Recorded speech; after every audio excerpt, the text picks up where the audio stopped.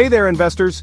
Today, I'm breaking down the latest Consumer Price Index data for January 2025, just released by the U.S. Bureau of Labor Statistics. Spoiler alert, it's all about inflation. First up, overall inflation.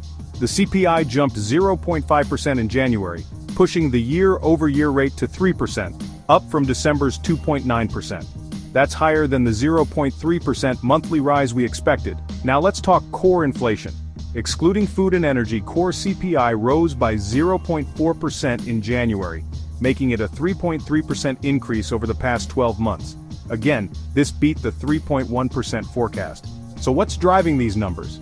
First, food prices. Grocery costs are up, with egg prices skyrocketing 15.2% due to an avian flu epidemic. That's the biggest jump since June 2015.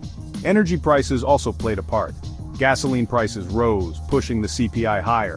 And don't forget used vehicles, their prices climbed, adding to the inflationary pressures. Now let's discuss tariffs. Recent tariffs imposed by the Trump administration on steel and aluminum imports could further impact inflation.